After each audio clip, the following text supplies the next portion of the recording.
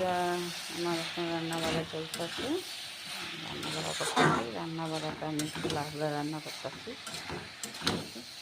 আমার লাবড়াটা হয়ে গেল রান্না।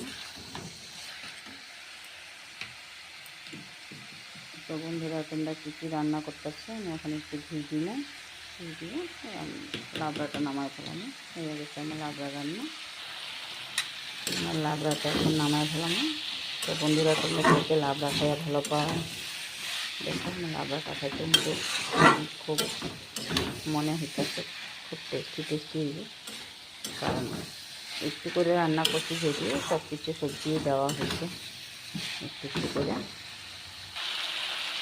আর এদিকে হলো এই যে সজনা আলু টমেটো তরকারি করতেছি আমি। সজনা আলু টমেটো তো ঘনই রান্না হয় আমার। এখন তো জানি তোমরা করতে পারো কি ডেলি সজনা রান্না করো, ডেলি সজনা রান্না ভিডিও দেয়। কিন্তু হ্যাঁ, আমি ডেলি সজনা রান্না ভিডিও দিই। ডেলি না, 1-2 দিন পর কিন্তু সজনাটা খুব বেশি ভালো খাওয়া হয় আমার ঘরে। আমার নেনাকেও আমরা তিনজনই সজনা খাওয়া ভালো পাই। তাহলে আমরা ঘন যতদিন কচি থাকবো সজনাটা ততদিন আমরা খাইতেই থাকি এইভাবে। আর যখন বুড়া হয়ে যাবে সজনা, তখন আর আমার ঘরে সজনা চলে না। এটার লেগে আমরা যতদিন কচি থাকে ততদিন মানে ঘন খাওয়া হতে থাকে সজনা। এটার লেগে তো আর রান্নাটা করতেই লাগবে, খাইতেই লাগবে, এটাই আর কি। আর বন্ধুরা, আমার ভিডিও দেখে আমি তো অনেকে কিন্তু হাসলেও আমি যখন ভিডিও করি তো ভিডিওটা করুনই আমি। আর বন্ধুরা, যারা ভালো লাগে আমার ভিডিও দেখতে, ভালো কমেন্ট করো। যারা ভালো না লাগে স্কিপ করে দিও, আমার ভিডিও দেখতে লাগবে না। ভিডিও দেখার লেগে তো জোর নাই যে আমার ভিডিও দেখতেই লাগবে। যারা আমার ভালো পাও, আমার ভিডিও ভালো পাও, তারা দেখতে সুন্দর কমেন্ট করবো।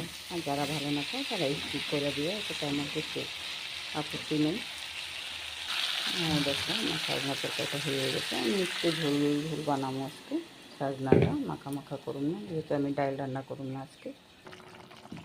তরকারিটা ধনিয়া পাতা দিয়ে দিলাম। আর বন্ধুরা, এদিকে আছে আমার একটু টমেটো চাটনি করুন।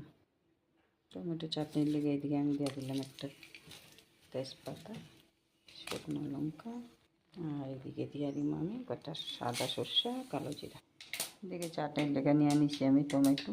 এদিকে বগরি আছে, খেজুর নিলাম কতগুলি চিলাইয়া। এখানে কিশমিশ আছে।